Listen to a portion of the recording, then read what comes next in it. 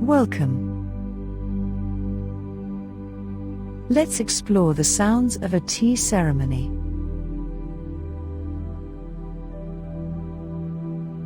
First, we'll start by setting up the space for our tea ceremony.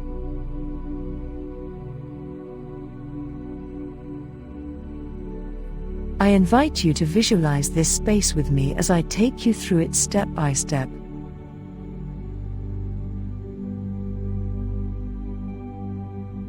To begin, find yourself in a peaceful and calming room, surrounded by subtle aromas of incense and delicate lighting that make this area feel like home. The walls are adorned with paintings and tapestries that bring an air of serenity to the environment.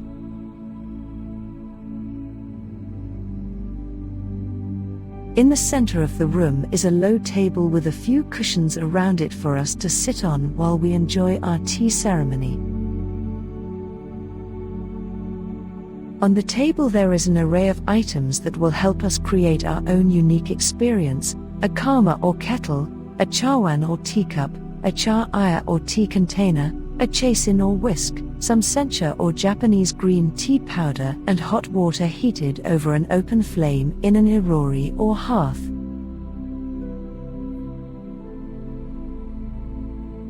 Now let's go through each item one by one so you can become familiar with them before we start. First is the kama, which is used to heat water over an open flame before pouring it into your teacup when ready to drink. It has two handles attached at its sides so it can be easily moved around in case you need to adjust its position during the ceremony.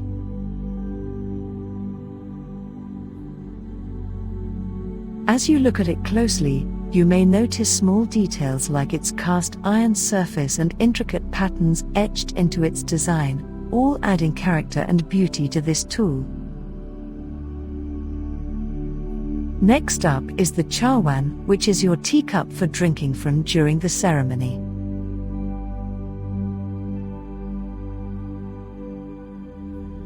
This traditional cup was made from ceramic material which gives off a pleasant sound if tapped against something hard like wood or metal, an interesting detail that might not be noticed until now. Feel free to pick up this cup and admire its shape and texture, as well as any other small details that may have gone unnoticed until now, such as tiny lines along its edges or imperfections in its glaze created during firing process.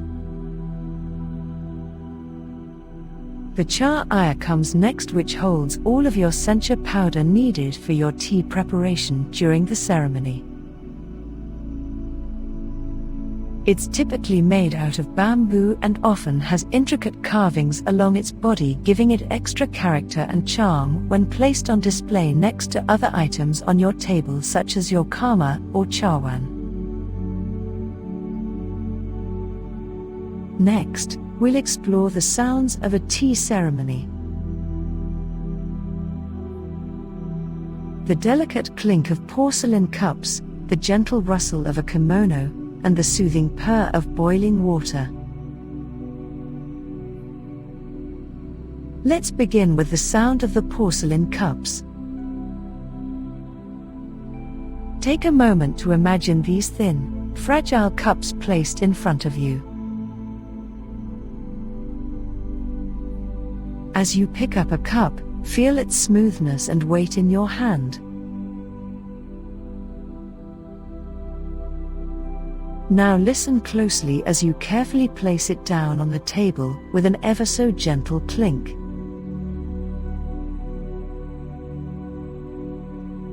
Feel free to pause for a moment to appreciate this sound.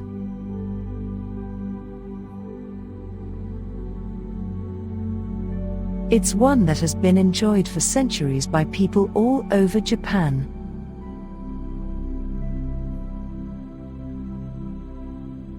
Next, I'd like you to focus on the sound of fabric rustling against itself and then against your skin as you move around in your kimono or other traditional clothing.